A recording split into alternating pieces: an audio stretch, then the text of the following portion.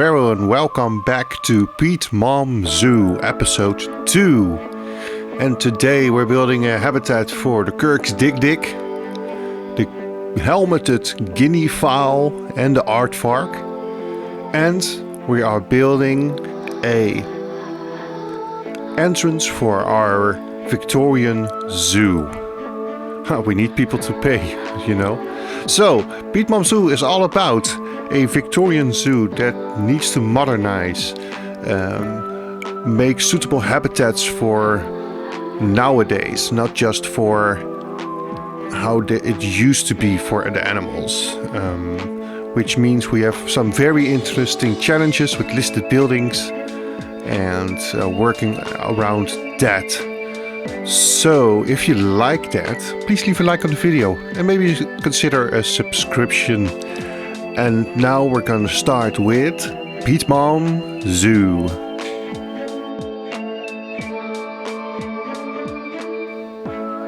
We are starting off with a Victorian house next to our entrance. I imagine that this was the house of the owner of the zoo before it became a city zoo. A similar thing is at Artis in Amsterdam, and I thought it would be a nice idea. I've been looking up pictures of Victorian houses, but also modern extensions to Victorian houses, because you can't just knock them down, build something new, but you can build up against them. And the idea for our more modern entrance is that they've built a newer entrance next to the old house. The old ticket booths were not good enough anymore. They didn't fit modern standards, and now they could get rid of those, but we needed a suitable replacement for them. And we're gonna go with a very modern feel for that entrance. A lot of concrete, which means a bit of a 90s, early 2000s style of building for the entrance. And I think it works out really well. So enjoy.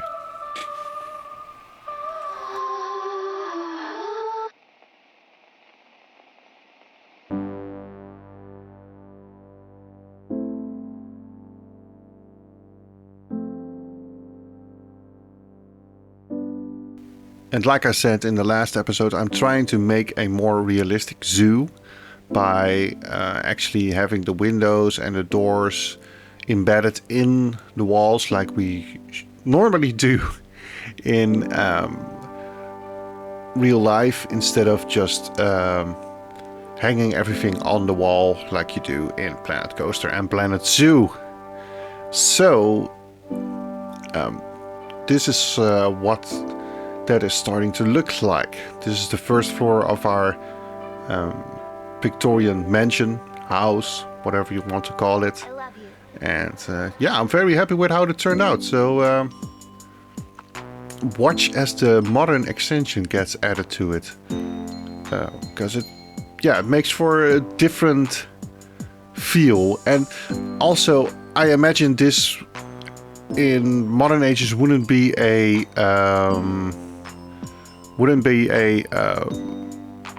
house that's being lived in. I imagine these now being offices for the zoo administration and the likes.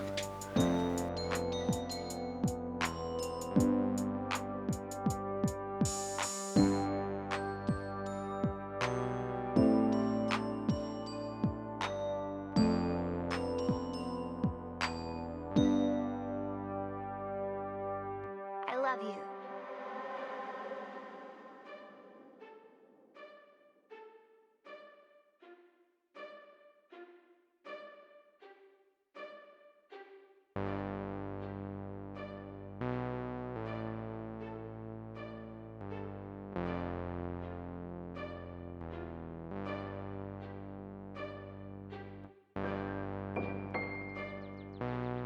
And with the first two floors done, I'm placing a simple roof on top. I didn't want to make it too complicated for myself.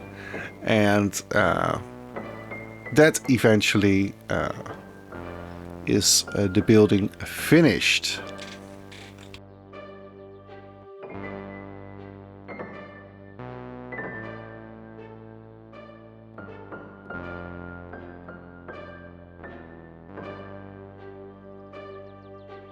I love you.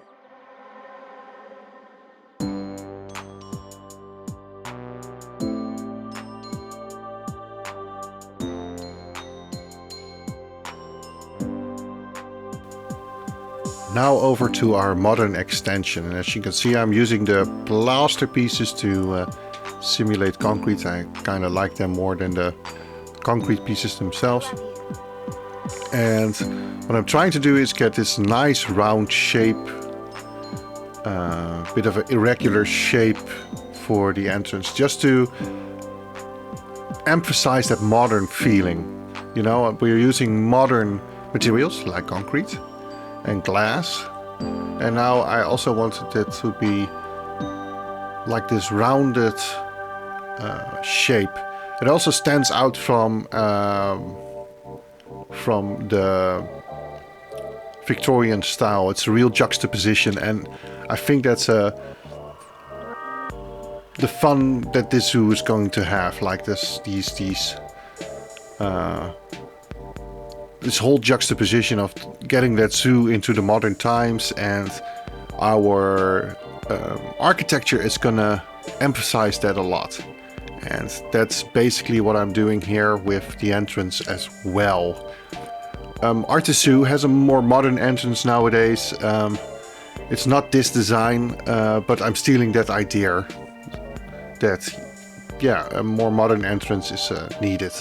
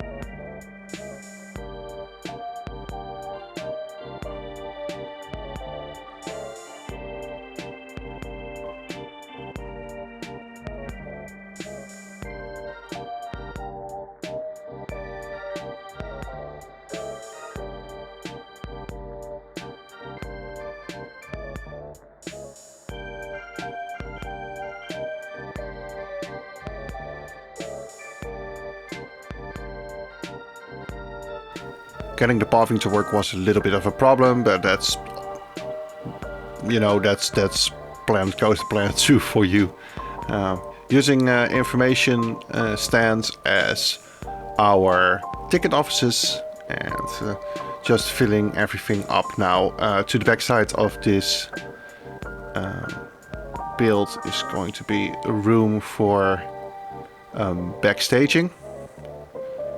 But yeah, here we're finishing our concrete roof, and also a part of it is going to be glass again for that modern open entrance, and we're going to put in a little bit of wood, and then it really pulls it into this modern age, these mixed materials that you just see in modern builds, where Victorian is more brick and plaster.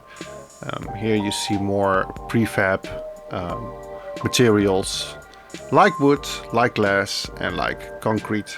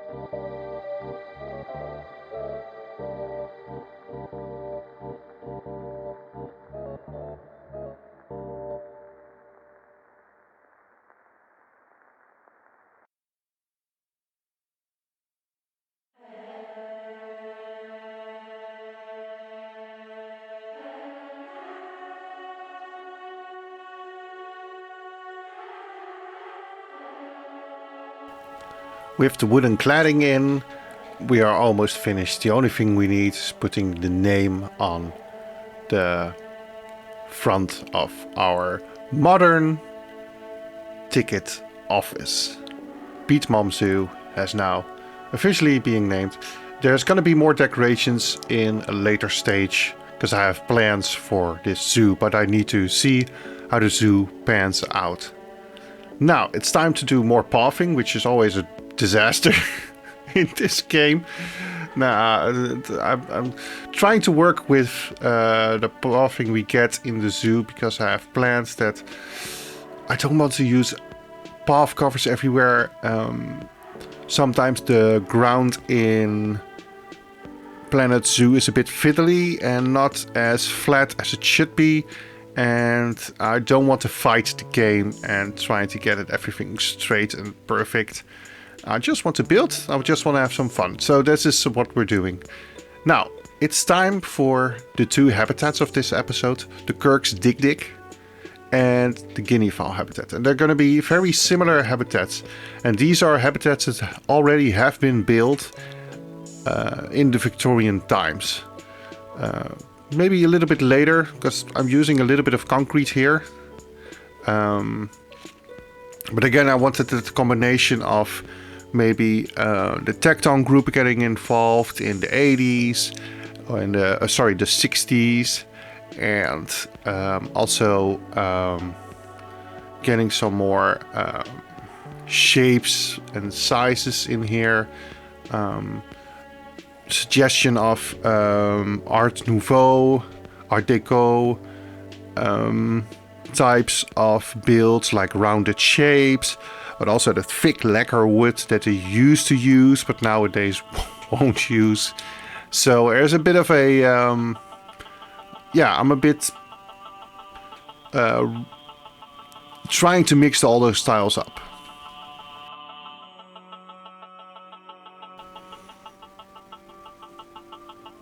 Here I'm starting with the stables for the Dik-dik.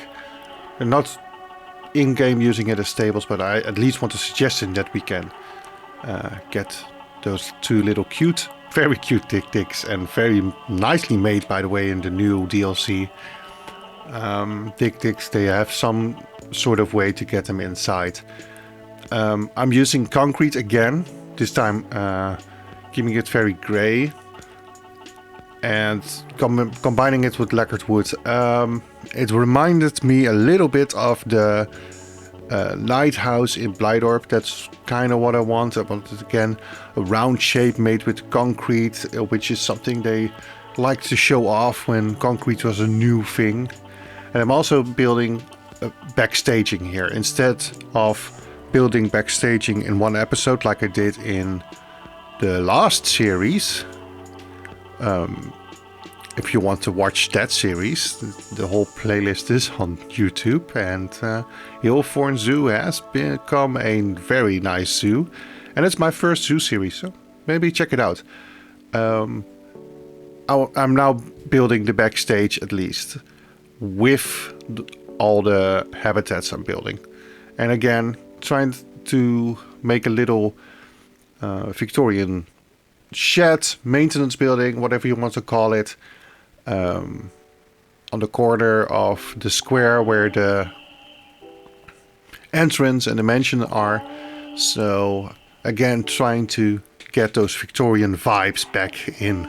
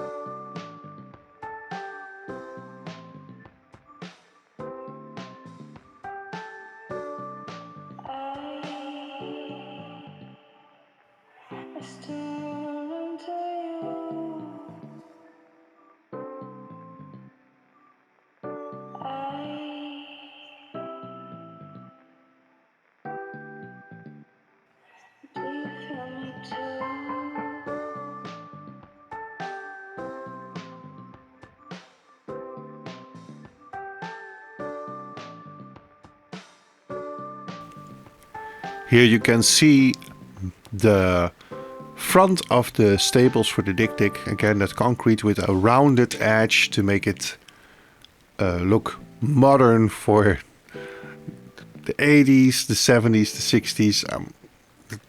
It's a bit of an overlap. Not modern by our current standards, but modern for then. So again, I'm trying to emphasize the evolution of this zoo through the types. And this might have been a stable used for a bigger animal or an animal that we just didn't have the right habitat for. But Kirk's Dik-dik doesn't need too much, and this was a good place to have the Kirk's Dik-dik. And again, maybe in the future, when the zoo finds room or is allowed to expand, they might tear this down or fully modernize it. But for now, this is what they have for like the smaller animals. And again, maybe bigger animals were held here that like gazelles or bigger savanna animals that nowadays would not fly in a modern zoo.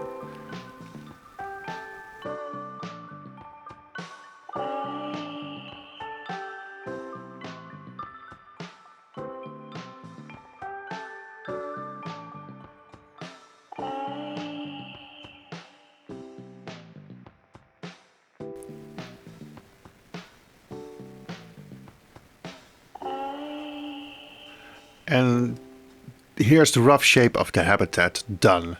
And now it's time to decorate everything. As you can see, I've put a fence on the outside.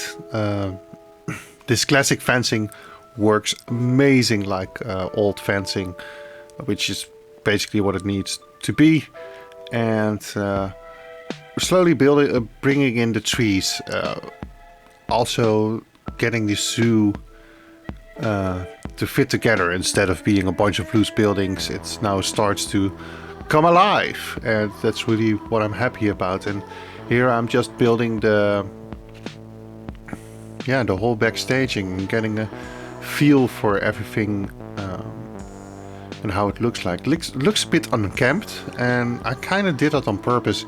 It's a bit of a dead corner between that habitat and the modern entrance, and so I wanted to give that unkempt feel for the shrubbery there as well.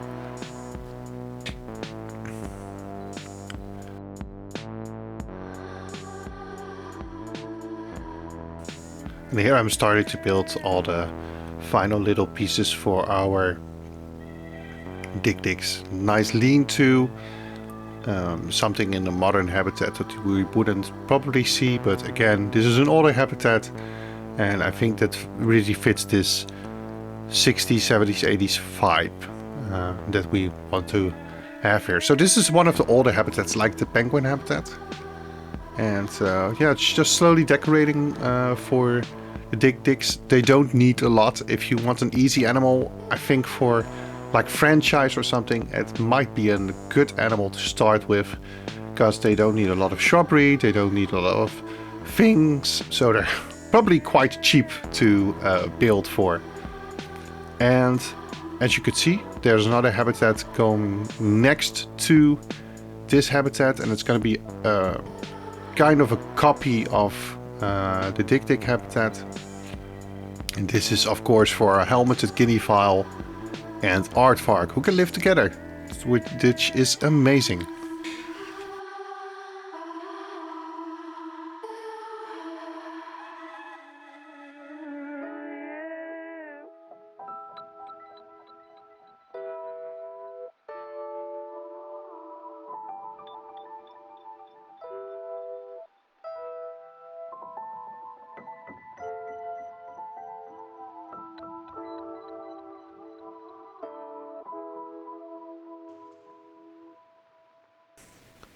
I picked the helmeted Guineafowl because I needed an animal that would fit in this habitat and was a modded creature, and I wanted to keep it realistic. I can put in anything I want with the mods, but I wanted to keep it realistic, and my choice went for the helmeted guineafowl. It is made by Narwhaler. I'm sorry if I am butchering the name, but I think narwhal is written a little bit different, so I'm going for Narwhaler. I hope I pronounce it right. They made this mod, and I forgot to put up a sign in the zoo for that, for Narwhaler, so I'm sorry. I'm gonna make up for that in episode 3 and put in the sign anyway. And now you can see the aardvarks are in as well. They can live together with the guineafowl, which I think fits perfectly. I also put the habitat a little bit away from the pathing, so we can have a little fence in between so people can't touch the animals. I thought that was a good detail. We copied over the lean-to, which I think fits perfectly for these animals. The aardvark burrow, so they have a house there, but for the guineafowl we needed a lean-to or some kind of shelter, and that's what we have here. Just an open area where they can live. Then I use a few rocks to cover up a bit of the basic parts like the burrow and the drinking fountain, just to give it a bit more of character inside here. And again, they don't need a lot of foliage and stuff, so perfect for me, perfect for these kinds of habitats that are not too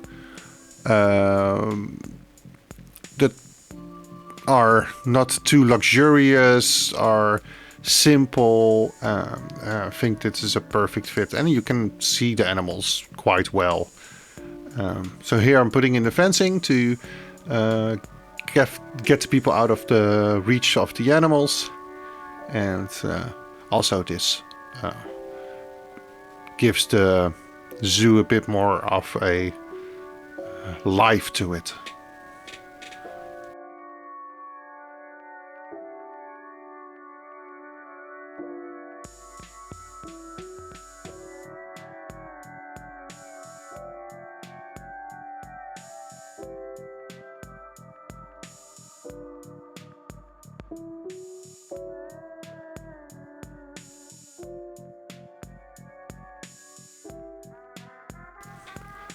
I started designing a wall for the outside,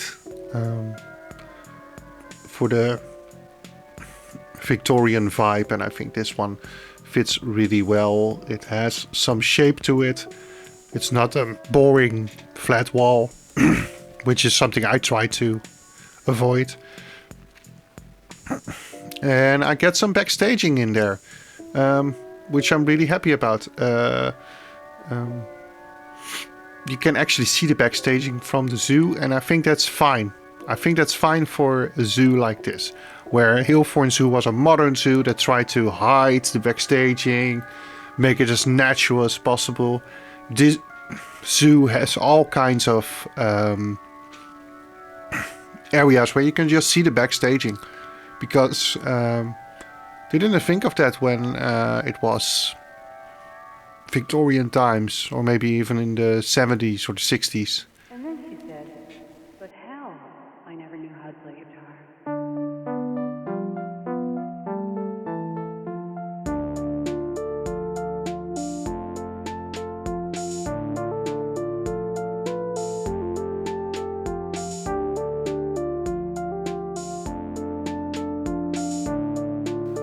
I do really like dressing up those backstages. Putting a few skips and an area for some hay to be stored, which I think makes sense with the Dik-diks and the Guineafowl and stuff in there, that some food would be stored here. And it makes it, look lived in and worked in.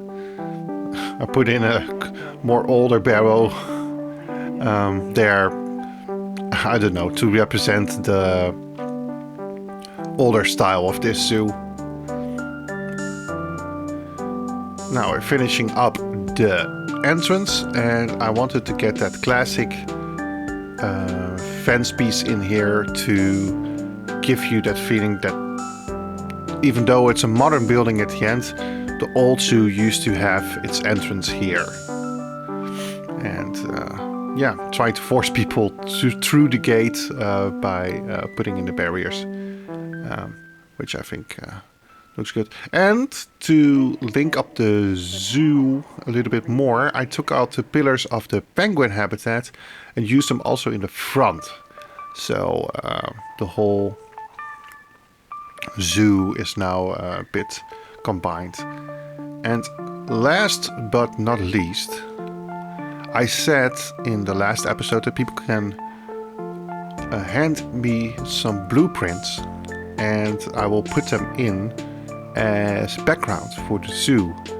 And Miss Linda and Uranium92 were so kind to build a few buildings for me, and in future episodes we'll see a few more buildings of them. Also Dik-diks has kindly offered a few buildings, so you're slowly gonna see that filled up. But if you want, you can build a building for me for the city. Could be a more modern build, could be a somewhat older build. It's just so that when we walk around the zoo we have a nice background. You have to be part of the Discord, and then on Discord you can DM me your design.